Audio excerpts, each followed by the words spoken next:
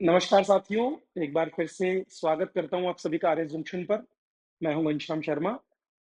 तो आरएस 2025 को लक्षित करते हुए, टारगेट करते हुए हम सभी अपनी तैयारी को शुरू करेंगे और इस एक पूरी सीरीज को हम तैयार करने वाले हैं जिसमें राजस्थान का जो इकोनॉमिक रिव्यू है, जो जुलाई में प्रकाशित हुआ है, उस पर हम बात करेंगे क्योंकि अगले 6 से 7 महीनों के दौरान होने वाले जितने भी एग्जाम्स होंगे उसमें इससे सीधे प्रश्न आने वाले हैं। तो ये हमारा तैयार होना चाहिए। इकोनॉमिक रिव्यू का मान के चलिए कि 90% हिस्सा सेम टू सेम रहता है। तो अगले एग्जाम के लिए भी जब हमारा नया इकोनॉमिक रिव्यू आएगा या फिर अगर वैकेंसी टाइम से अभी आ जाती है तो उस परिस्थिति में ये आपके प्रीलिम्स में काफी मदद करने वाला है। ठीक है। तो हिंदी और इंग्लिश दोनों मीडियम के स्टूडेंट्स को बेनिफिट होगा क्योंकि बाईलिंगुअल हम इसको लेकर चलने वाले हैं। पूरे कंप्लीट जो हमारे 10 से 11 चैप्टर मैं आपको पढ़ाऊंगा सारे बाईलिंगुअल होंगे। इसकी समरी पर हम पहले चर्चा कर चुके हैं, तो उसका वीडियो आपको मिल जाएगा, आप अपने चैनल पर जाकर के देख सकते हैं। चलिए, तो शुरुआत करते हैं overview of macro economic trends के साथ में। जो पहला चैप्टर है वो राज्य की जो अर्थव्यवस्था है उसकी स्थिति क्या है उस पर बात करता है। उससे जुड़े हुए जो प्रमुख संकेतक जितने भी हैं, जितने भी इंडिकेटर्स हैं, उन पर ये बात करता है। उन इंडिकेटर्स में चाहे वो आपका स्टेट का जीडीपी हो, जिसमें आपका ग्रॉस स्टेट जीडीपी अर्थात जीएसडीपी सम्मिलित होता है। इसी तरह से नेट स्टेट जीडीपी अर्थात जो शुद्ध राज्य घरेलू उत्पाद होता है वो सम्मिलित होता है। इन दोनों की ही गणना दो मूल्यों पर, जो करंट वैल्यूज है, नॉमिनल जो जीडीपी है उसके रूप में की जाती है, और एक जो है स्थिर मूल्यों पर की जाती है, वो आपके रियल जीडीपी के रूप में होती है। इसके बाद में राज्य के प्रति व्यक्ति की आय कितनी है उसकी गणना होती है। राज्य में जो सकल मूल्य वर्धन है उसमें अलग अलग क्षेत्र का क्या योगदान रहता है वो हमें पढ़ना पड़ता है। इसी तरह से हम अगर आगे देखें तो इसमें बात होती है आपके जो स्थायी पूंजी का उपभोग होता है या फिर जो पूंजी का जनरेशन होता है, ठीक है, जो फिक्स्ड कैपिटल का जो जनरेशन होता है उस पर भी हम इसमें चर्चा करते हैं। पहले चैप्टर में एक और जो चीज सम्मिलित होती है वो होती है आपकी मूल्य सांख्यिकी।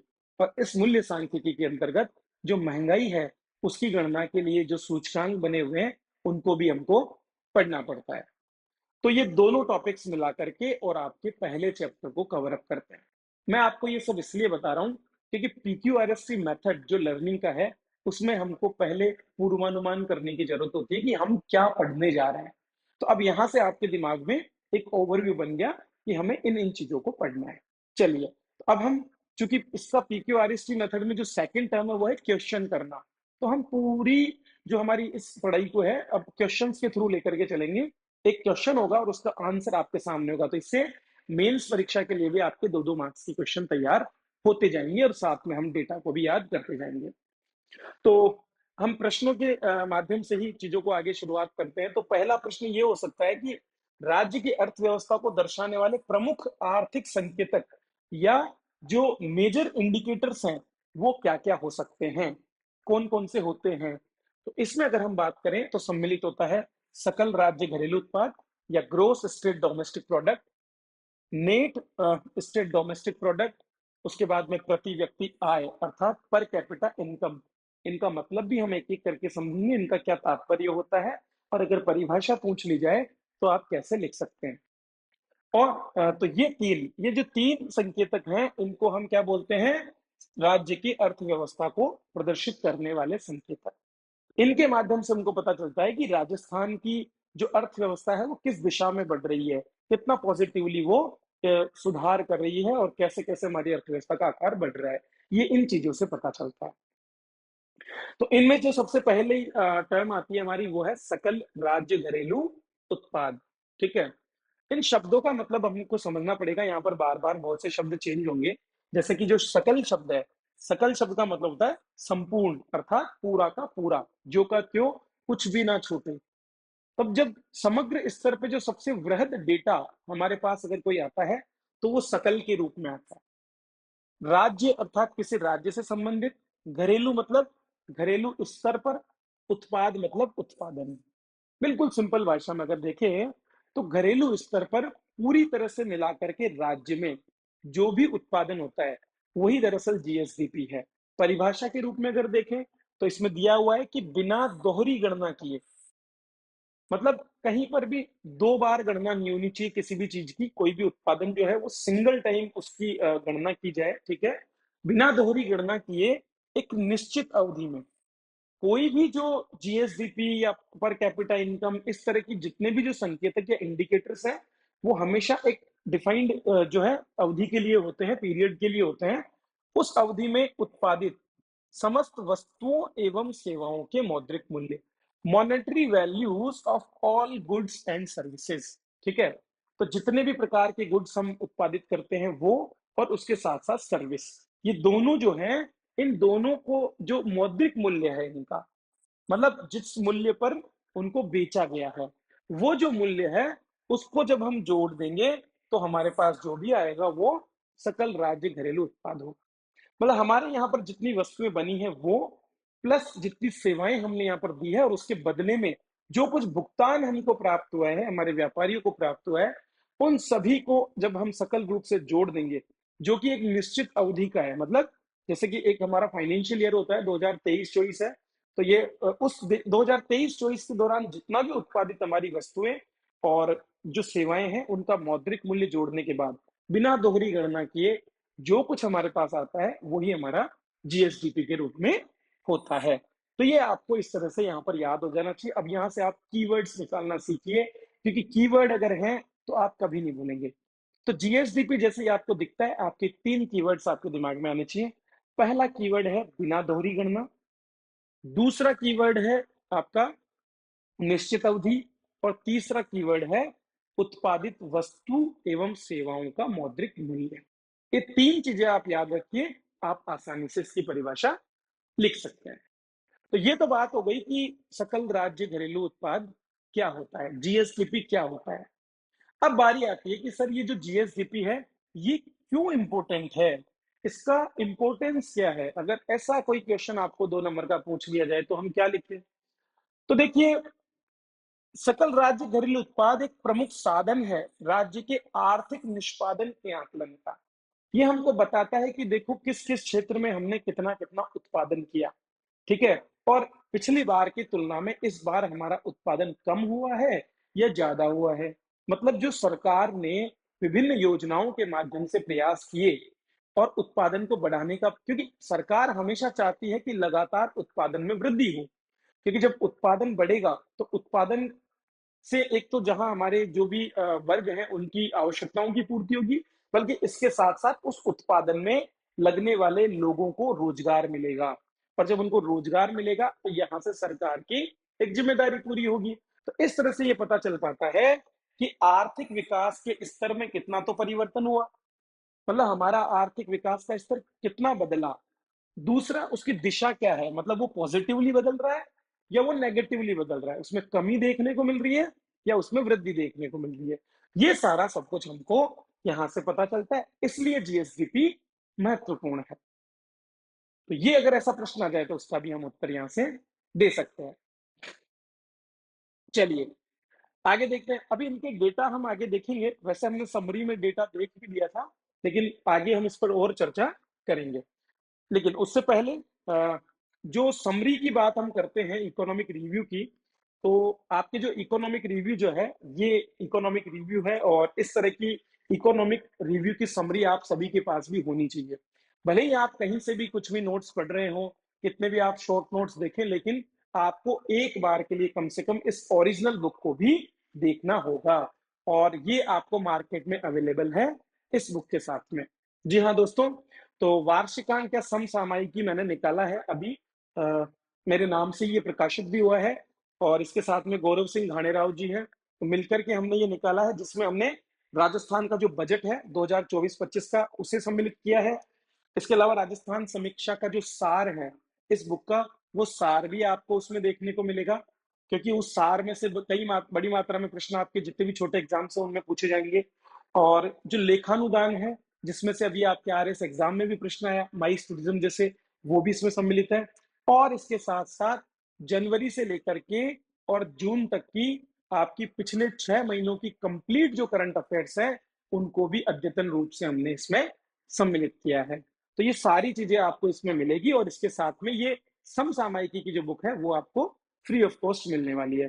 तो ये राजस्थान में आपके आसपास की जितनी भी दुकानें हैं उनमें उपलब्ध है, तो वहां जाकर के आप इस बुक को भी ले सकते हैं। ठीक है, तो इस बुक से आपको होगा क्या, एक तो इसमें पूरा जो डेटा है वो आपको एक जगह मिल जाएगा, क्योंकि अगर आप 300 पेज की इकोनॉमिक रिव्यू को प्रिंट कराने जाएंगे तो वो आपको कॉस्ट इफेक्टिव नहीं होगा, उसका लागत आपको बहुत ज्यादा होगा। ठीक है, तो कम दर पर और एक बुक के फॉर्मेट में अगर आप पूरा जो इकोनॉमिक रिव्यू चाहते हैं, समरी चाहते हैं, इसकी ओरिजिनल वाली जो बुक चाहते हैं, तो वो आपको यहाँ से मिल जाएगी। तो आप आज ही अपने आसपास के जो भी जो दुकानदार हैं उनसे इसके बारे में बात कर सकते हैं। चलिए आगे बढ़ते हैं। तो जैसा हमने देखा जीएसडीपी पर हमने बात कर ली और इसका महत्व क्या है उस पर भी हमने चर्चा कर ली है। अब हम बात करते हैं जीएसडीपी और एनएसडीपी के बीच में क्या संबंध है, अर्थात सकल राज्य घरेलू उत्पाद और शुद्ध राज्य घरेलू उत्पाद में क्या अंतर है।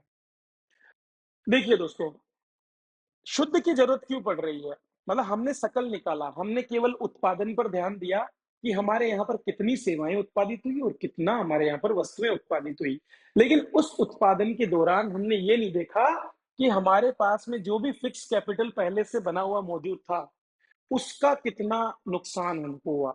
मतलब मान लीजिए कि एक कंप्यूटर है और उसके माध्यम से मैं कुछ सेवा दे रहा हूँ, तो उसकी वजह से उस कंप्यूटर की जो है घिसावट और टूट फूट होगी और फिर उसके मूल्य में डेप्रिसिएशन आएगा।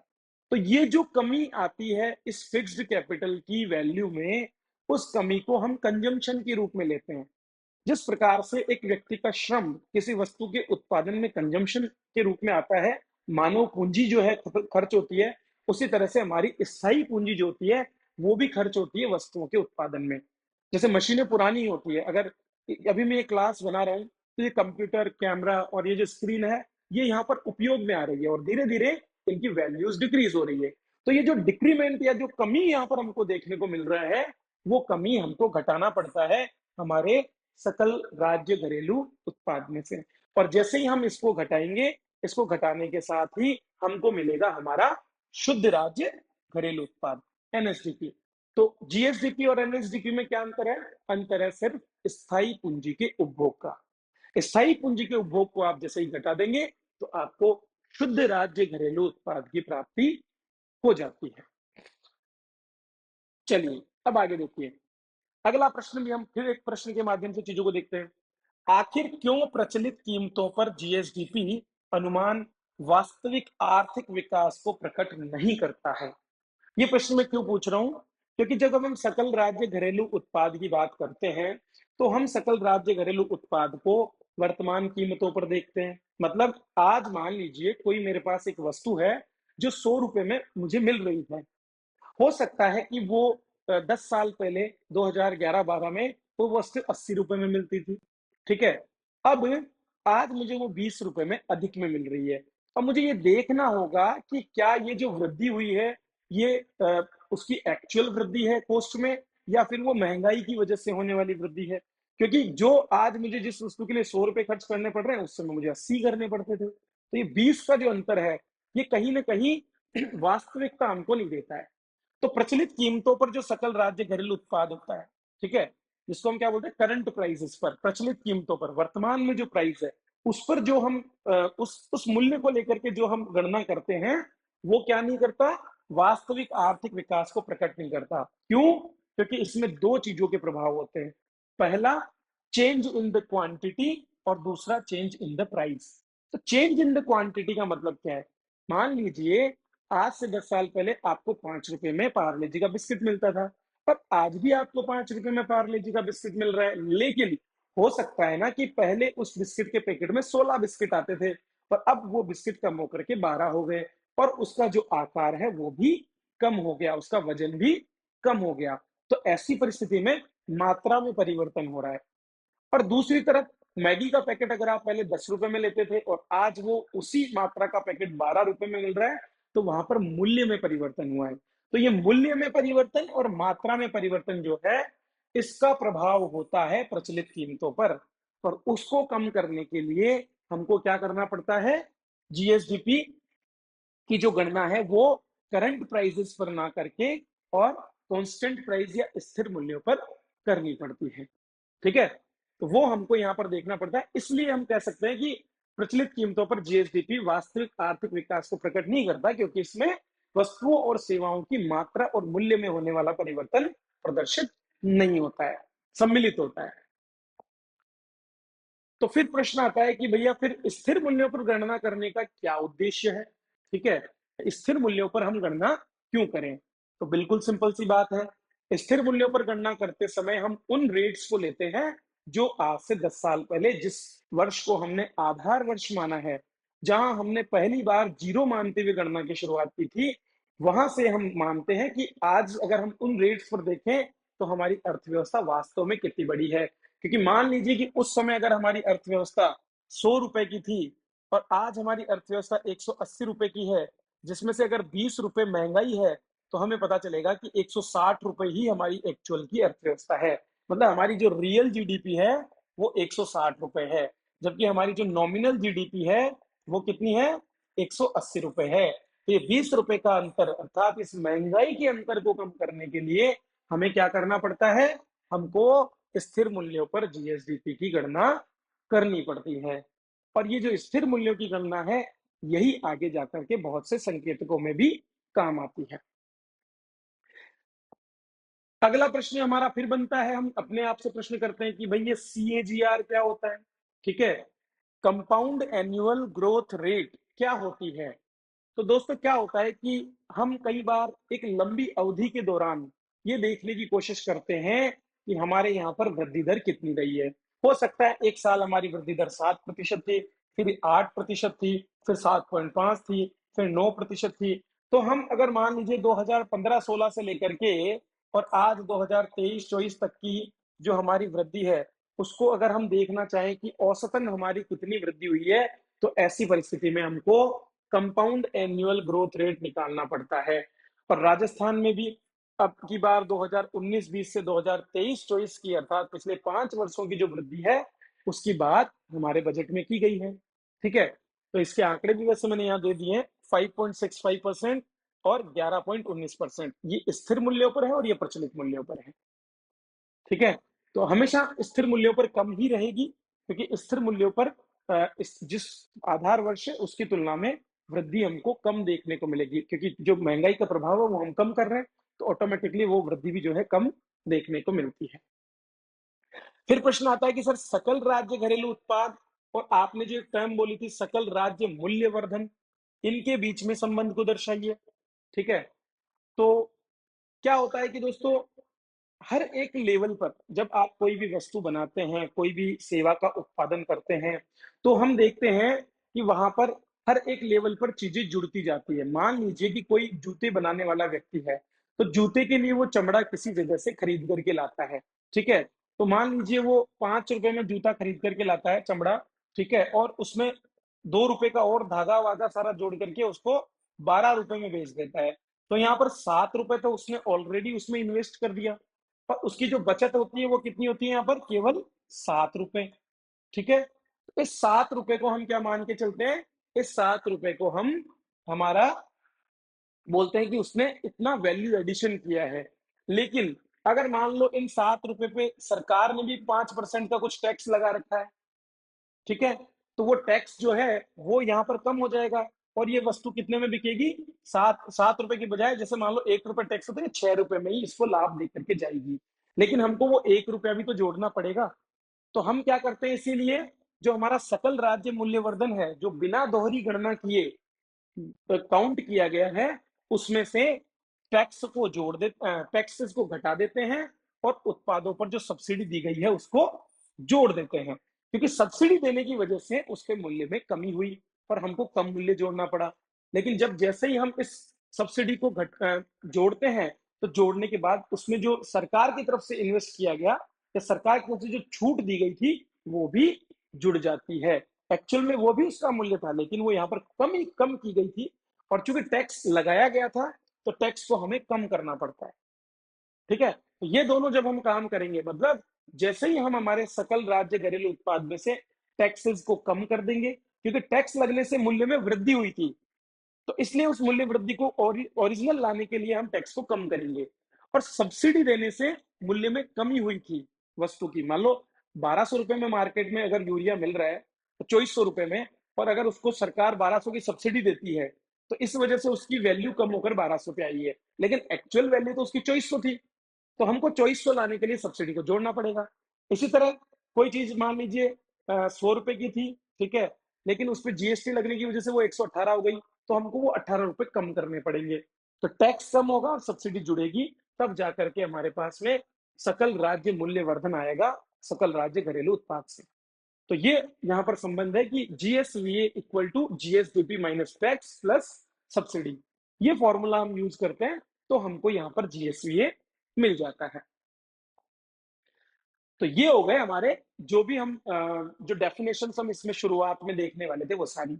अब हम इसके कुछ जो डेटा है उन पर हम ध्यान दे लेते हैं, क्योंकि डेटा से ही आपको जो प्रीलिम्स वाले एग्जाम्स हैं और जो मल्टीपल चॉइस क्वेश्चन वाले जो पेपर है उनमें क्वेश्चन आएंगे। तो यहां से आप देख सकते हैं, सबसे पहले जीएसडीपी जो राजस्थान की रही है वो अलग अलग सालों की है, लेकिन कम से कम अंतिम साल की आपको याद करनी है, ठीक है। और ये है आपकी 15,28,000 करोड़ रुपए। तो ये सारी वैल्यूज करोड़ रुपए में है। तो 15,28,000 करोड़ रुपए 2023-24 के लिए प्रोविजनल एस्टिमेट्स हैं हमारी सरकार के, ठीक है, सॉरी एडवांस एस्टिमेट्स हैं। इसके बाद में वृद्धि दर की बात करें तो पिछले साल से यहां पहुंचने में हमने 13% की, लगभग 12.5% की जो वृद्धि है उसको हमने हासिल किया है। 12.5% की वृद्धि दर हमारी नॉमिनल जीडीपी की है। नॉमिनल मतलब करंट वैल्यूज पर, प्रचलित मूल्यों पर जो होती है उसको नॉमिनल जीडीपी हम कहते हैं।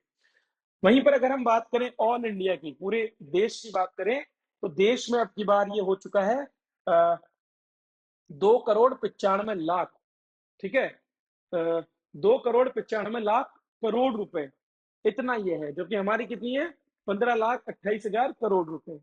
तो यहाँ पर ये हम देख सकते हैं वृद्धि दर कम रही है, यहाँ पर 9.6% रही है।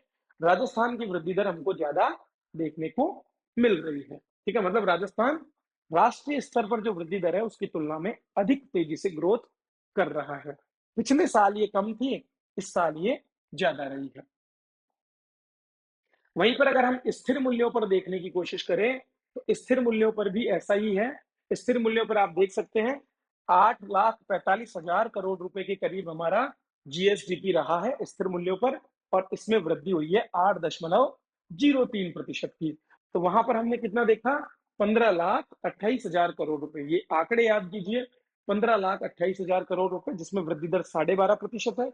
12.5 भी याद रख लोगे तो काम हो जाएगा, ठीक है। और 8,45,000 करोड़ रुपए पर वृद्धि दर 8% है। इस तरह से याद कर लीजिए। तो 12.5 और 8 इस तरह से हमारी वृद्धि दर है, और वहां पर 15,28,000 करोड़, और यहाँ पर 8,45,000 करोड़ रुपए हमारी जीडीपी रही है नॉमिनल प्राइस पर, और जो करंट जो कांस्टेंट प्राइस है उस पर। फिर उसके बाद में बारी आती है, हमने जो जीवीए देखा, सकल राज्य मूल्यवर्धन। तो हमारे जो तीन प्रमुख क्षेत्र हैं, तीन जो सेक्टर हैं जो योगदान करते हैं, जिनको हम किस किस नाम से जानते हैं, कृषि, उद्योग और सेवा।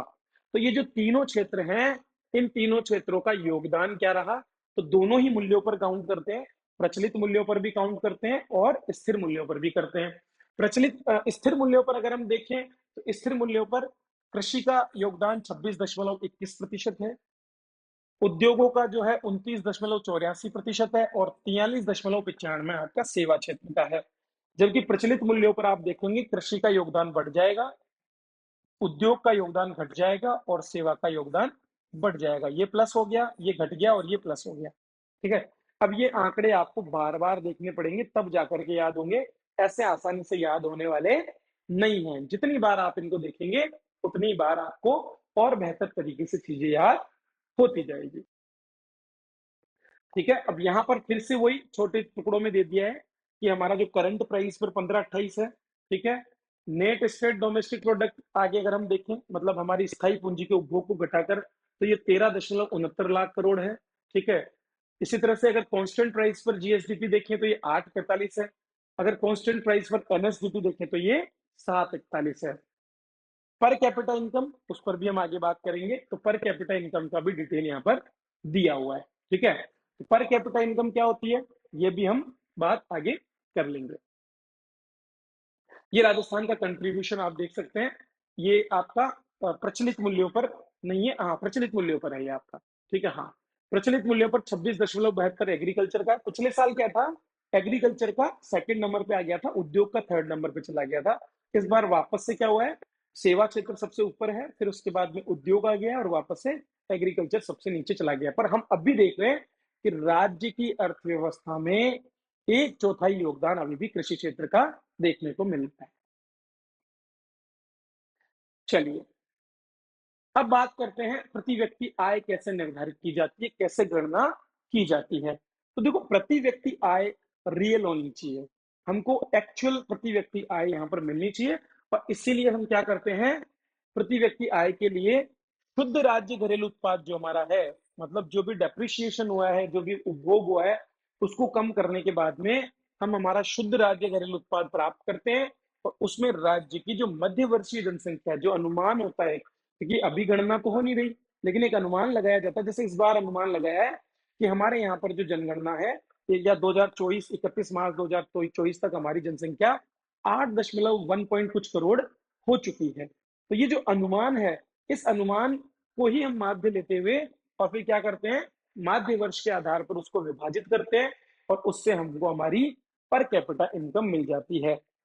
जैसे अभी नीति आयोग ने भी एक जो है डॉक्यूमेंट जारी किया, जिसमें बोला कि 2047 तक अगर हमको विकसित देशों के रूप में बनना है, तो हमारे यहाँ पर लगभग 1.25 लाख महीने की व्यक्ति की प्रति व्यक्ति आय होनी चाहिए। लेकिन अभी अगर हम देखें तो राजस्थान में स्थिर मूल्यों पर ये लगभग 90,000 वार्षिक है। पूरे साल भर की एक व्यक्ति की आय 90,000 है, जो बहुत ही कम है। इसी तरह से प्रचलित मूल्यों पर या करंट प्राइस पर जो हमारे यहाँ पर आय है, वो 1,67,000 है, जो पिछली बार 1,56,000 के करीब थी। तो इसमें भी कोई अधिक वृद्धि नहीं हुई है, ठीक है। चलिए, तो ये आपके प्रति व्यक्ति आय के बारे में जानकारी हुई।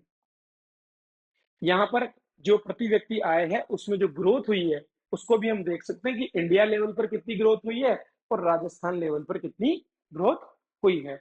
ये डेटा भी आपको यहाँ से याद करना पड़ेगा। 2 3 4 बार जब आप इसका रिवीजन करेंगे तभी जाकर याद होगा, और वो भी आपको समय मतलब टाइम टू टाइम करते रहना है। इसके बाद बारी आती है आपकी फिक्स्ड कैपिटल की, ठीक है। फिक्स्ड कैपिटल का जो फॉर्मेशन हमने किया है, पूंजी निर्माण जो किया है हमने, उस पर हम बात करेंगे। तो जो ग्रॉस फिक्स्ड कैपिटल फॉर्मेशन, ठीक है, gross fixed capital formation GFCF, तो ये क्या होता है ये हम समझ लेते हैं। तो दोस्तों, सकल स्थायी पूंजी निर्माण को किसी एक वर्ष के दौरान उत्पादनकर्ता द्वारा सृजित की गई परिसंपत्तियों में से निस्तारित संपत्तियों को घटाने के बाद तथा गणना अवधि में गैर उत्पादित परिसंपत्तियों को उत्पादन गतिविधियों में उपयोग की कीमत के आधार पर मापा जाता है। मतलब मान लीजिए किसी साल की शुरुआत में हमारे पास में 100 रुपए की संपत्ति हुआ करती थी, ठीक है। अब यहां से हमने शुरुआत की उत्पादन करने की, तो हमने क्या किया, इस दौरान 20 रुपए की संपत्ति को तो हम खा गए और 50 रुपए की संपत्ति हमने यहाँ पर निर्मित कर ली, ठीक है। और इस 50 रुपए की में से भी 10 रुपए की हमारे काम में आ गई। तो 20 की तो जहां हमसे खत्म हो गई, 10 की हमसे काम में आ गई, तो बचा हमारे पास 100 में से बचा 80 और 50 में से बचा 40। तो हमारे पास में अंत में जो फिक्स्ड कैपिटल जो है वो कितनी बचेगी, टोटल और टोटल 120। तो हमारी जो फिक्स कैपिटल हो जाएगी वो 120 हो जाएगी। अब जैसे यहाँ पर दे रखा है कि 2022-23 के अंत में जो हमारी कुल परिसंपत्ति है वो है कितनी, 3,99,000 करोड़, मतलब लगभग 4 लाख करोड़ की संपत्ति हमारे पास में वर्तमान में है। और चूंकि हमारी जो जीडीपी है वो 15,28,000 करोड़ है और ये 4 लाख करोड़ है, तो प्रतिशत को आप निकाल ही सकते हो, लगभग 30% के करीब ये हमारी जीएसडीपी। लेकिन यहाँ पर जो जीएसडीपी दी गई है, सॉरी ये पुरानी वाली है, ठीक है, तो इसका प्रतिशत ये निकलेगा नहीं। तो अगर वर्तमान में देखें तो ये थोड़ा सा कम होगा, लेकिन ये चूंकि 2022-23 के मूल्य हैं, तो 2022-23 में हमारी जो जीएसडीपी थी वो 13,57,000 करोड़ थी। उसके अनुरूप ये 30% या 29.43% बनाता है। अब इस परिसंपत्ति में से कुछ परिसंपत्ति तो निजी क्षेत्र द्वारा बनाई जाती है और कुछ सरकारी क्षेत्र द्वारा। निजी क्षेत्र की परिसंपत्ति हमेशा ज्यादा होती है, ठीक है। तो आप देख सकते हैं कि निजी क्षेत्र की परिसंपत्ति लगभग 78.54% है और सार्वजनिक क्षेत्र की परिसंपत्ति 21.46% है। और अगर हम वृद्धि की बात करें तो इसमें 12.78% की वृद्धि हुई है। मतलब अगर हमारी पहले 100 थी तो अब ये 112.78 हो गई है। ये हम इसमें बताना चाहते हैं। ठीक है, तो ये तीन चीजें आपको इसमें याद करनी। एक तो इसकी परिभाषा क्या है भाई, सकल जो स्थायी पूंजी निर्माण है वो क्या होता है। ठीक है, तो किसी भी वर्ष की शुरुआत में जो कुल संपत्ति होती है उसमें से उत्पादन के लिए जो उपभोग की गई संपत्ति होती है और दूसरी जो गैर सर्जित संपत्तियों में से जिसका उपयोग कर लिया जाता है उनको कम करने के बाद में जो हमारे पास में जो कीमत बचती है जो वस्तुओं की, उसको हम क्या बोलते हैं, सकल स्थायी पूंजी निर्माण के रूप में देखते हैं। अब ये यहाँ पर इसका डेटा भी आप देख सकते हैं, 3,54,000 करोड़ 2021-22 में था, तो 22-23 में ये 3,99,000 करोड़ हो गया। ये एक साल पीछे का चलता है। ठीक है, क्योंकि इसकी कैलकुलेशन करनी पड़ती है, तो ये पीछे का डेटा हम इसमें लेकर के चलते हैं। आगे बढ़ने से पहले दोस्तों, आप सभी आरएस की तैयारी में लगे हुए हैं और इसी क्रम में आरएस जंक्शन आपकी तैयारी को सपोर्ट करने के लिए और आपको लगातार अपने लक्ष्य के प्रति जागरूक और सतत बनाए रखने के लिए एमर्स नाम से टेस्ट सीरीज लेकर के आ रहा है। और ये एक ऐसी टेस्ट सीरीज है जो अगले पूरे साल आपको लगाए रखेगी प्रीलिम्स और मेंस दोनों एग्जाम की तैयारी में। तो आप वैसे तो अपनी तैयारी कर रहे हैं, लेकिन लगातार केवल याद करना ही नहीं, याद करने के साथ साथ उसको धरातल पर उतारना, मतलब उसे कॉपीज में लिख लिख करके उसकी प्रैक्टिस करना और ये देखना कि अभी कहाँ कहाँ सुधार बाकी है। तो वो तभी हो पाएगा जब आप रेगुलरली किसी टेस्ट सीरीज में जुड़े हुए हैं। तो प्री और मेंस दोनों को एक साथ कवर करने के लिए लगभग 52 से ज्यादा जो टेस्ट हैं उनको हम लेकर के आ रहे हैं, जिसमें 26 प्रीलिम्स के और 26 मेंस के टेस्ट हैं। और उसमें भी मजे की बात यह है कि केवल 20 टेस्ट हमारे सेक्शनल होंगे, बाकी 16-16 टेस्ट हम फुल टेस्ट आपके लेने वाले हैं, ताकि ना तो प्रीलिम्स में आपको कोई डर हो और ना ही मेंस में आपको कोई डर हो। ये सुनिश्चित करने के लिए 25 अगस्त से हमारी ये टेस्ट सीरीज शुरू हो रही है। आप इसको ऑनलाइन और ऑफलाइन या फिर इंग्लिश और हिंदी दोनों मीडियम के अंदर जो है ज्वाइन कर सकते हैं, इसका लाभ उठा सकते हैं। ठीक है, तो आज ही आप जो है हमारे नंबर पर कॉल कर सकते हैं या फिर हमारी application RS junction app download करके और यहाँ पर तैयारी अपनी शुरू कर सकते हैं। सोचिए मत दोस्तों, क्योंकि अब समय आपके पास में जो है अमूल्य है। कहा जाता है, जब मैं आर्मी में था तो वहां लिखा होता था हर जगह पर कि if you sweat more in the peace you will bleed less in the war. मतलब जितना पसीना आप शांति काल में बहाते हैं उतना ही कम खून आपका युद्ध स्थल पर बहता है। तो अभी आपका समय है अपने आप को धार देने का, मजबूत करने का। जब आपके प्रतिद्वंदी सो रहे होंगे उस समय आप अपनी तैयारी में लगे, जगे और जुट जाएं, क्योंकि अभी ताजा ताजा आपने एग्जाम दिया है।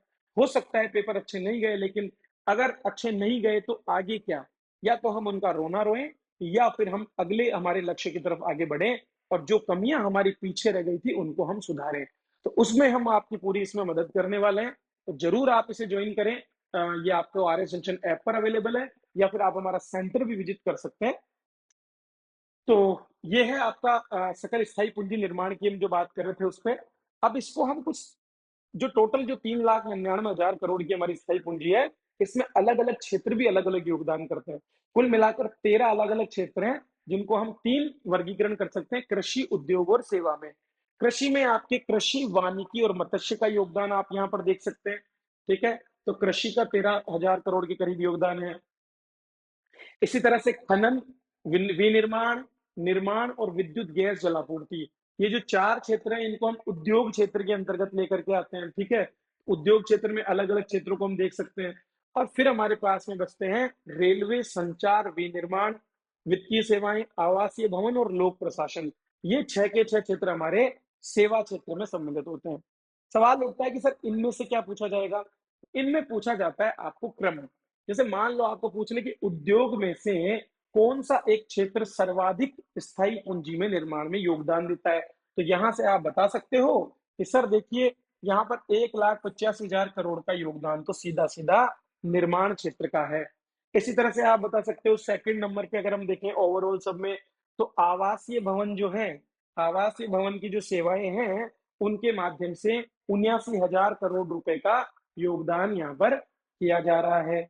इसके बाद अगर हम देखें तो थर्ड नंबर पे हमारा कौन आता है? ये देखिए 51,000 करोड़ के साथ में आपके लोक प्रशासन का योगदान होता है। 3 तो हमारे ये हो गए। फिर चौथे नंबर पे आपका निकल करके आता है विनिर्माण क्षेत्र।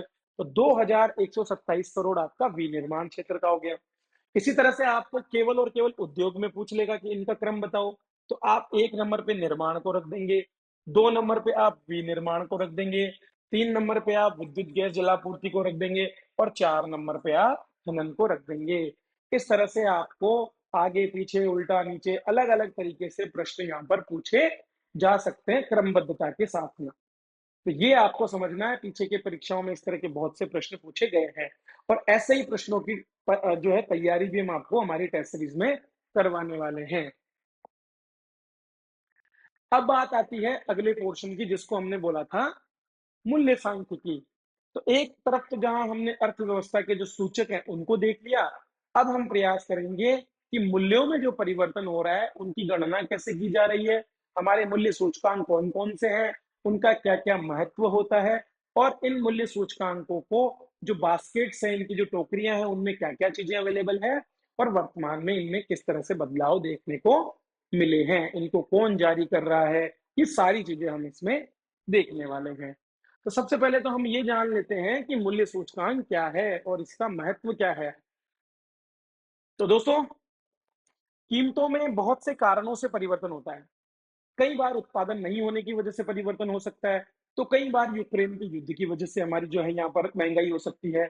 कई बार तो सरकार के द्वारा जो सोना है या फिर जो हमारी धातुएं हैं उन पर जो ड्यूटीज हैं उनको कम करने की वजह से भी उनके मूल्य में गिरावट हो सकती है, जैसा कि बजट में भी देखा गया।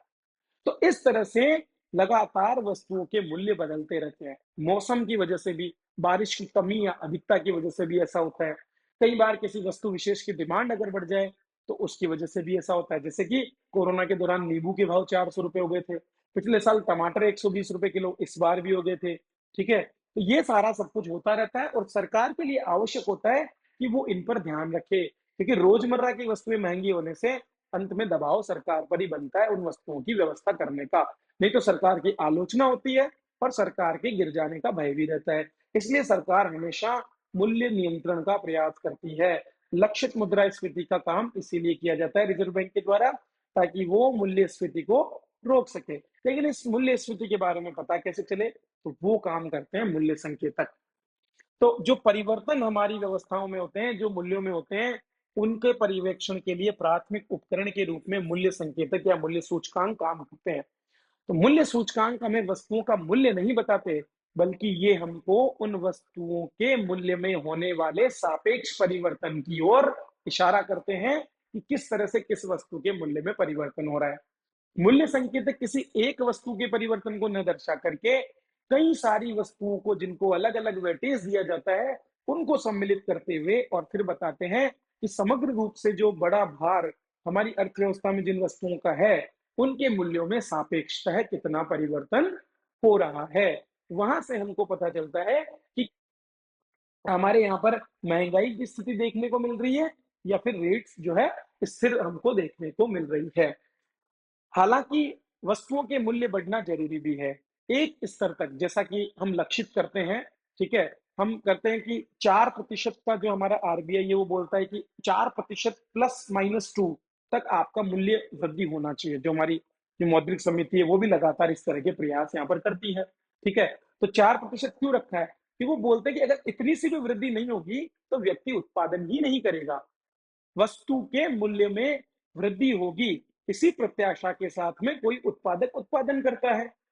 और अगर उसको आज उत्पादित की हुई वस्तु पर आने वाले समय में बेहतर मूल्य नहीं मिलेगा, तो उत्पादन करने की गतिविधि ही रुक जाएगी। उत्पादन की गतिविधि रुकने से रोजगार भी रुक जाएगा। इसीलिए क्या किया जाता है, सरकार थोड़ी सी महंगाई को हमेशा बढ़ावा देने का प्रयास करती है कि एक लिमिट तक महंगाई रहे, तो वो हमारी अर्थव्यवस्था को बढ़ाने और रोजगार को बढ़ावा देने में मदद करती है। तो मूल्य सूचकांक क्या करते हैं, इसका महत्व हमने समझा। मूल्य सूचकांक हमारे एक एक अवधि के अंदर वस्तुओं और सेवाओं के मूल्य में होने वाले परिवर्तन के बारे में जानकारी हमको देते हैं। मूल्य के बारे में जानकारी नहीं देते, मूल्य में होने वाले सापेक्ष परिवर्तन के बारे में जानकारी प्रदान करते हैं। दो प्रकार इसके हैं, एक उपभोक्ता मूल्य सूचकांक और एक थोक मूल्य सूचकांक। दोनों का अपना अपना महत्व है, हम एक एक करके दोनों को देखेंगे। पहले हम देख लेते हैं हमारे जो राजस्थान है उसके अंदर किस प्रकार से सरकार मूल्यों के संग्रहण के प्रयास करती है। तो राजस्थान में मूल्य सांख्यिकी कैसी है उसकी अगर हम बात करें तो हमारे यहाँ पर एक निदेशालय है जिसका नाम है आर्थिक एवं सांख्यिकी निदेशालय, directorate of economics and statics. ठीक है, ये जो इकोनॉमिक्स और स्टेटिक्स का जो डायरेक्टरेट है ये 1957 से ही क्या कर रहा है, हमारे यहाँ पर आंकड़े इकट्ठे करता है, महंगाई से जुड़े हुए विभिन्न वस्तुओं के मूल्यों से जुड़े आंकड़े इकट्ठे करता है। कब से करता है, वीकली करता है। ठीक है, मतलब हर सप्ताह में इसका काम होता है इस प्रकार के आंकड़े इकट्ठे करना। ठीक है, पशुधन उत्पाद, उप उत्पाद, भवन निर्माण के लिए जो सामग्री है, मजदूरी की दरें, इन सभी के आंकड़े अब किताब में तो 33 जिले दिए हुए लेकिन अब 50 हो गए, तो इनसे प्राप्त करके संकलित किए जाते हैं। ठीक है, और संकलित करने के बाद मासिक आधार पर थोक मूल्य सूचकांक बनाया जाता है। अंतर समझना, जो आंकड़े इकट्ठे किए जाते हैं वो वीकली आधार पर किए जाते हैं कि एक सप्ताह के दौरान कितना परिवर्तन हुआ, लेकिन जब हमारा थोक मूल्य सूचकांक जारी किया जाता है तो वो हर महीने जारी किया जाता है।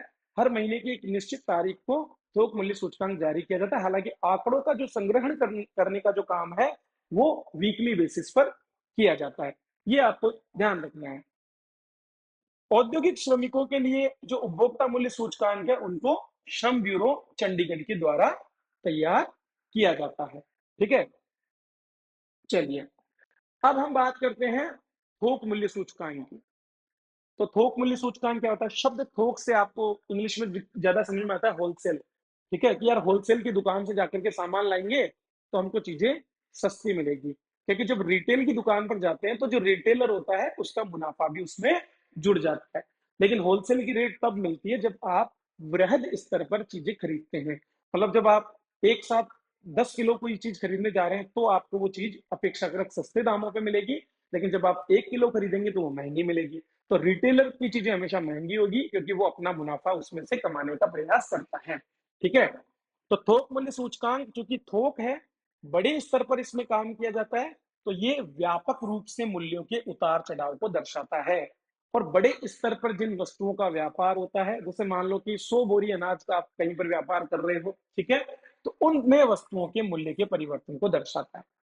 अब आपके घर में जो गेहूं आता है आपके पास में, जो 30 रुपए किलो का आप लेते होंगे, एक्चुअल में जब मंडी में हम जाएंगे तो जब बड़े स्तर पर उसका खरीद और फरोख्त होती है तो उनके भाव जो है लगभग 24-25 रुपए किलो होते हैं। ठीक है, और वहां पर उनके मूल्यों में सापेक्षतः परिवर्तन बहुत ज्यादा नहीं होता है। वहां पर मूल्यों में जैसे आप देखेंगे गेहूं के भाव मार्केट में 30 से 35 होने में ज्यादा समय नहीं लगेगा, लेकिन यहाँ पर जो थोक स्तर है वहां पर 24 से 25 तक ही ये होने में भी काफी समय ले लेगा। ठीक है, तो यहाँ पर चूंकि बड़े स्तर पर काम हो रहा है इसलिए मूल्यों में सापेक्षता परिवर्तन कम होता है, थोक स्तर पर मूल्यों में सापेक्षता परिवर्तन कम, जबकि उपभोक्ता स्तर पर ज्यादा देखने को मिलता है क्योंकि अचानक से कई बार डिमांड बढ़ जाती है। तो थोक मूल्य सूचकांक का महत्व क्या है, क्योंकि थोक मूल्यों के आधार पर यह पता चल पाता है कि किस वस्तु की व्यापारिक स्तर पर जो है मूल्य में वृद्धि हो रही है। अब सरकार को अपनी जो राजकोषीय नीति या व्यापारिक नीति या मौद्रिक नीति बनानी होती है, उसके लिए वो क्या करेगी, वो थोक मूल्य के सूचकांक को देखेगी। अगर मान लीजिए किसी क्षेत्र विशेष में किसी वस्तु की कमी आ रही है तो वो देखेगी कि इस क्षेत्र में थोक मूल्य सूचकांक उसको बताएगा कि देखो इस वस्तु की महंगाई बहुत तेजी से हो रही है, तो सरकार फिर उस वस्तु के उत्पादन को बढ़ावा देने या उसकी उपलब्धता की ओर नजर डालेगी। तो ऐसा काम करने के लिए वो थोक मूल्य सूचकांक को देखती है। और इसके अलावा जो वित्तीय संस्थान, उद्योग और व्यापार क्षेत्र है, वो भी क्या करता है कि मान लीजिए उसको बहुत बड़ी मात्रा में माल लेना है, कोई एक बहुत बड़ी कंपनी है, उसको माल खरीदना है बड़े मात्रा में, तो थोक मूल्य सूचकांक के माध्यम से वो नजर रखता है कि कब वस्तु के मूल्य में कमी आ गई। जैसे ही कमी आती है वो बड़ी मात्रा में माल खरीदने का प्रयास वहां पर करता है। ठीक है, इसके अलावा जो प्राथमिक वस्तुएं, कच्चा माल, औद्योगिक उत्पाद जैसी जो वस्तुएं हैं, उनकी कीमतों की निगरानी भी ये करता है। बिल्कुल सिंपल वही बात हम इतनी देर से कर रहे हैं। ठीक है, और अंत में वैश्विक स्तर पे होने वाले जो परिवर्तन है उन पर भी ये नजर रखता है, उनके बारे में भी जानकारी हमको यहाँ से मिलती है। ठीक है? तो थोक मूल्य सूचकांक का महत्व आपको समझ में आ गया होगा कि सरकार की नीतियों के निर्धारण में, बैंक की मौद्रिक नीति के निर्धारण में, ठीक है? हमारे जो वृहद स्तर पे जो व्यापार है, उसकी निगरानी करने में, हमारे जो कच्चे माल की जो वस्तुएँ हैं, उनकी मूल्य परिवर्तन पर निगरानी करने आदि में इसका लाभ होता है और इसके अलावा अंतर्राष्ट्रीय स्तर पर जो बदलाव हो रहे हैं, उनमें भी ये मदद हमको करता है। ये जो है इससे जुड़े तथ्य आप देख लीजिए, राजस्थान में जो थोक मूल्य सूचकांक है, तो 1999 2000 बराबर 100 ये इसका आधार वर्ष माना जाता है। ठीक है? तो मतलब इस लेवल से हम अभी भी गणना कर रहे हैं। अवधि इसकी मासिक आधार पर होती है, मैं पहले भी आपको बता चुका हूँ। और वर्गीकरण में इसमें टोटल 154 वस्तुएं हैं। ठीक है? अब इनका भारांक और ये सारा मैंने यहाँ पर भी दिया हुआ है आपको, यहाँ से भी आप देख सकते हैं। तो 3 वस्तुएं हैं, प्राथमिक वस्तुएं, ईंधन, बिजली, प्रकाश, स्नेहक और तीसरा निर्मित उत्पाद। इस पर कई बार प्रश्न आ चुके हैं, सीधा स्ट्रेट आपसे पूछ लेगा कि भैया ये बताओ क्या-क्या मेजर ग्रुप्स या फिर थोक मूल्य सूचकांक का जो बास्केट है, उस बास्केट में क्या-क्या चीजें हैं? तो आप बता सकते हैं, इसमें प्राथमिक वस्तुएं होती है, प्राइमरी आर्टिकल्स होते हैं। इसमें दूसरा ग्रुप होता है जो ऊर्जा देने वाला होता है और तीसरा ग्रुप होता है जो मैन्युफैक्चरिंग का काम करता है। क्योंकि बड़े स्तर पर व्यापारों में इन्हीं चीजों की जरूरत पड़ती है। जितना भी विनिर्माण उद्योग है वो प्राथमिक पर डिपेंडेंट होता है और ईंधन पर डिपेंडेंट होता है, क्योंकि वस्तुओं के परिवहन से लेकर के और मशीनों को चलाने तक हर जगह पर निर्माण में ईंधन, बिजली, प्रकाश और स्नेहक, इन सब की जरूरत हमको पड़ती है।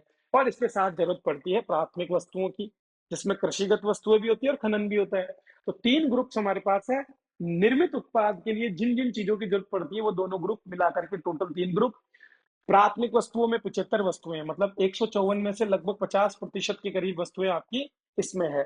लेकिन ये वेटेज नहीं है, वस्तुओं की संख्या यहाँ पर 50% है, लेकिन इनका वेटेज 1/3 है केवल। तो जो मूल्यों में परिवर्तन है उसमें वेटेज 1/3 यहाँ पर इसका हमको देखने को मिलता है। फिर देखिए, ईंधन, बिजली और जो प्रकाश स्नेहक है, ये भले ही वस्तुएं 10 हैं केवल, लेकिन इनका जो वेटेज है, मतलब हमारे सूचकांक पर जिसका प्रभाव सबसे ज्यादा हो रहा है, वो ये है 50%। मतलब 50% मूल्य जो हमारे थोक मूल्य सूचकांक में जो परिवर्तन है, वो इन 10 वस्तुओं से होता है। और विनिर्मित उत्पाद की जो 69 वस्तुएं हैं, वो 16% यहाँ पर योगदान करती है वेटेज में। ठीक है? अब यहाँ पर आप देख सकते हैं क्या क्या चेंज हुआ। तो प्राथमिक वस्तुओं में एक साल में लगभग 1% का चेंज है, ईंधन, बिजली आदि में 0.39 और निर्मित उत्पाद में 0.23, कुल मिलाकर के आधा प्रतिशत के करीब हमारे यहाँ पर थोक मूल्य सूचकांक में वृद्धि देखने को मिली है। तो देखा आपने कितना कम यहाँ पर वृद्धि थोक मूल्य सूचकांक में है, क्योंकि बड़े स्तर पर ये काम होता है और यहाँ पर अपेक्षाकृत परिवर्तन कम पाए जाते हैं। इसके बाद में फिर बारी आती है आपके उपभोक्ता मूल्य सूचकांक की, कंज्यूमर प्राइस इंडेक्स की। तो जहां पर थोक मूल्य सूचकांक में हम वृहद स्तर पर व्यापारिक गतिविधियों में होने वाले बदलावों को देखते हैं, वहीं पर यहाँ पर जो वृहद आर्थिक प्रवृत्तियां में हमारा जो उपभोक्ता मूल्य सूचकांक है, उसमें हम उपभोक्ता द्वारा उपभोग की जाने वाली वस्तुओं के मूल्य में होने वाले परिवर्तन को देखते हैं। इसीलिए उपभोक्ता मूल्य सूचकांक की जो बास्केट बनाई जाती है, उसमें उन वस्तुओं को रखा जाता है जिनका रोजमर्रा के जीवन में मैं और आप लोग प्रयोग करते हैं। क्या क्या प्रयोग करते हैं हम? हमारे लिए खाद्य जो चीजें हैं और पेय पदार्थ, उनका प्रयोग करते हैं। जो वस्त्र या जूते हम पहनते हैं, उनका हम प्रयोग करते हैं। हाउस या घर जिसमें हम रहते हैं, उसका हम प्रयोग करते हैं। पान, मसाला, गुटखा, बीड़ी, जिनको भी शौक होता है, वो अपने शौक पूरा करने के लिए उन चीजों का प्रयोग करते हैं। ठीक है? इसके अलावा कुछ विविध वस्तुएं होती है, उनको भी उसमें सम्मिलित किया जाता है। तो वो सारी, जबकि वहां देखो, वहां जो व्यापार काम में लेते हैं, प्राथमिक वस्तुएं, ईंधन, स्नेहक, प्रकाश, बिजली और विनिर्मित उत्पाद, वो सारे सारे इंडस्ट्रीज से रिलेटेड है। तो वहां टोकरी में हमको वो मिले, लेकिन यहाँ पर हमको वो चीजें मिलेगी जो हम घरेलू उपयोग में लेते हैं। ठीक है? तो उपभोक्ता मूल्य सूचकांक क्या करता है? एक निश्चित समयावधि में उन चुनिंदा वस्तुओं के मूल्यों में परिवर्तन को दर्शाता है, खुदरा मूल्यों के परिवर्तन को दर्शाता है, जिनका उपयोग उपभोक्ता द्वारा उपभोग करने के लिए किया जाता है, या फिर जिनको खरीदता है उपभोक्ता। क्यों? ताकि वो फाइनली उसको कंज्यूम करेगा। जबकि इंडस्ट्रीज क्या करती है? बेचने के लिए करती है, लेकिन यहाँ पर कंज्यूम करने के लिए किया जाता है।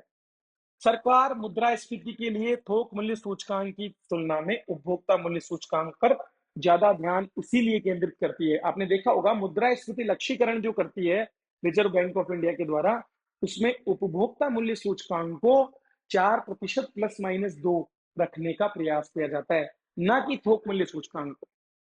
क्योंकि उपभोक्ता मूल्य सूचकांक सीधा कंज्यूमर को और आम जनता को प्रभावित करता है। ठीक है? तो चूंकि इस तरह के बदलाव, जो मूल्यों में बदलाव हैं, वो किस पर, एक तो उपभोक्ता की आय को नकारात्मक कर देते हैं, क्योंकि उसकी आय का अधिकांश हिस्सा इस महंगाई को एडजस्ट करने में निकल जाता है। दूसरा, उसके कल्याण को भी, ठीक है, उसका कल्याण मतलब इसकी एक्चुअल जो क्रय शक्ति है वो कम हो जाती है। अगर मान लो मैं 4,000 रुपए महीने के कमा रहा हूँ, और अगर पहले मैं 100 रुपए में कोई चीज खरीद रहा था, अब 110 में कर रहा हूँ, तो मेरे पास बचने वाला पैसा कम पड़ जाएगा, तो मेरी क्रय शक्ति कम हो जाएगी, मैं अब ज्यादा खरीद नहीं पाऊंगा। ठीक है, तो ये प्रभावित होता है। और इसीलिए सरकार क्या करती है, मुद्रास्फीति के लिए उपभोक्ता मूल्य सूचकांक पर ध्यान केंद्रित करती है, ना कि थोक मूल्य सूचकांक पर। ठीक है, ये अपने को ध्यान रखना है। इसमें जो क्षेत्र हैं उनको भी आप देख सकते हैं। छह क्षेत्र हमारे पास टोटल है, वहां पर तीन थे। प्राथमिक वस्तु समूह, ठीक है, दूसरा आपका वहां पर था ईंधन, शक्ति, प्रकाश और स्नेहक, और तीसरा था विनिर्मित उत्पाद। टोटल 154 वहां पर मदे थी। ठीक है, जिसमें से 75, 10 और 69 करके हमने उनको देखा। लेकिन यहाँ पर हमारे पास में 6 समूह हैं।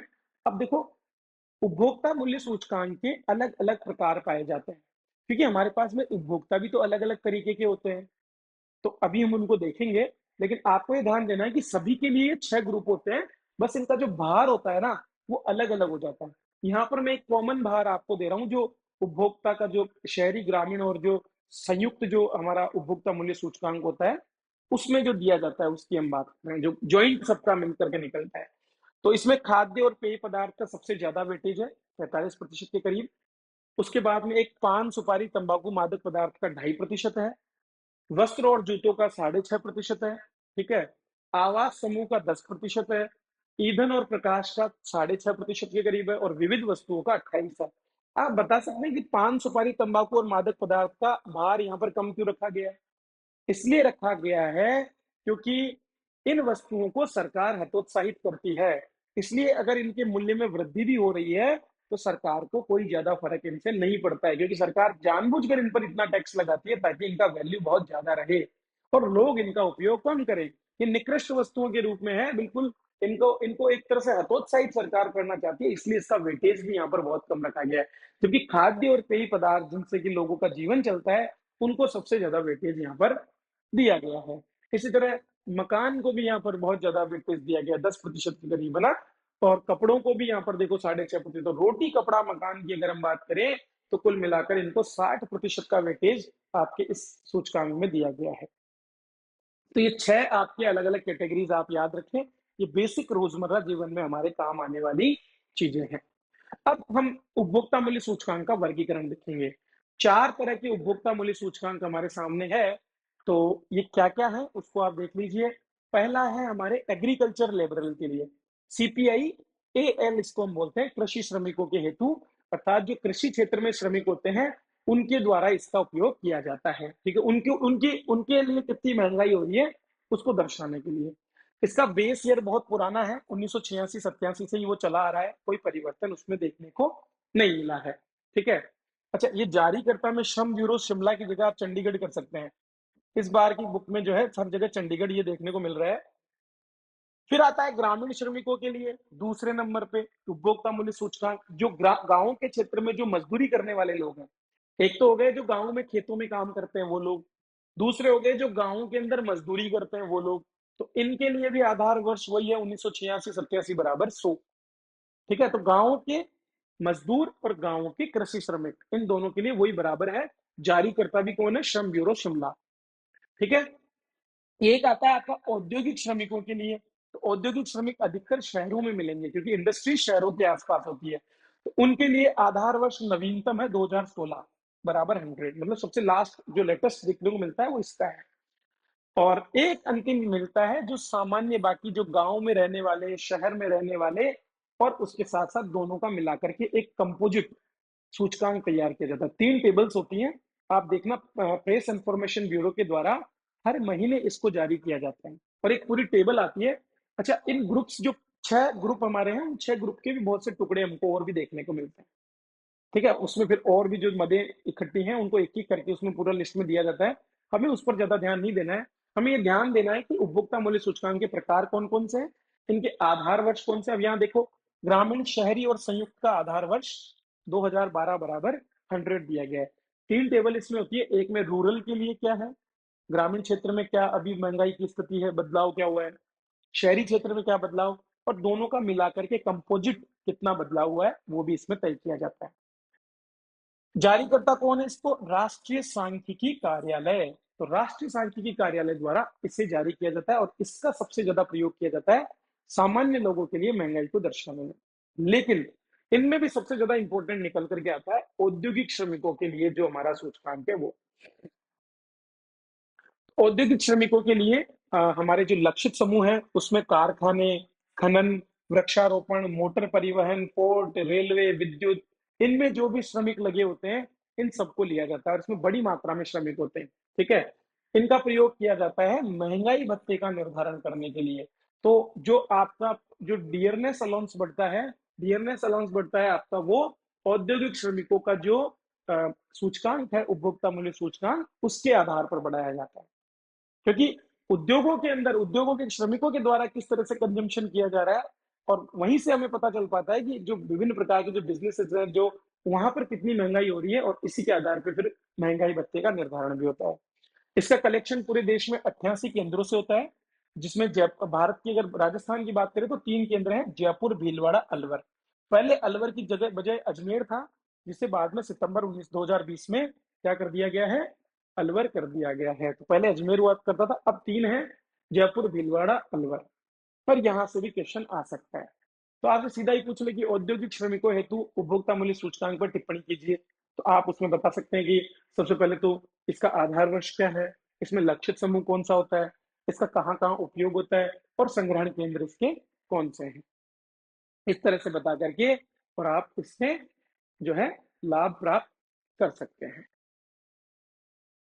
तो ये है दोस्तों आपका कंप्लीट पहला चैप्टर, जिसके अंदर जो भी इंपॉर्टेंट बातें थी उन पर हमने डिस्कशन कर लिया है। 1 घंटे की लगभग हमारी क्लास है जिसमें हमने इसे कवर अप कर लिया है।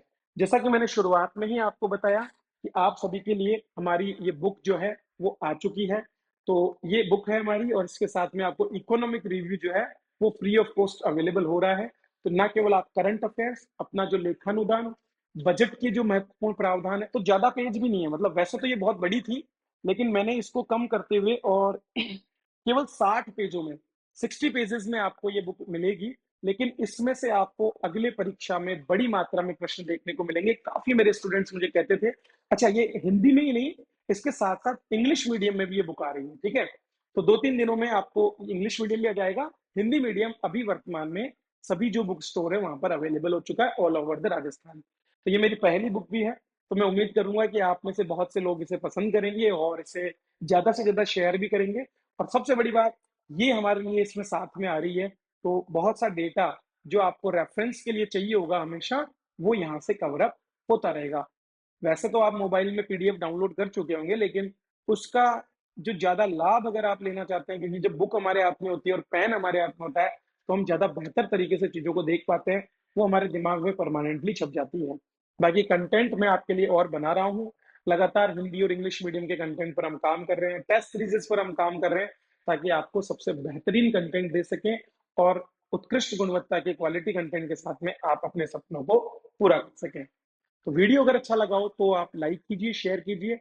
अगली कक्षा में बात करेंगे हम जो राजस्थान का कृषि क्षेत्र है और उसके साथ साथ आपका जो सहकारिता और बाकी जितने भी डिपार्टमेंट्स हैं उन पर हम चर्चा करेंगे। तब तक के लिए आज्ञा दीजिए, धन्यवाद।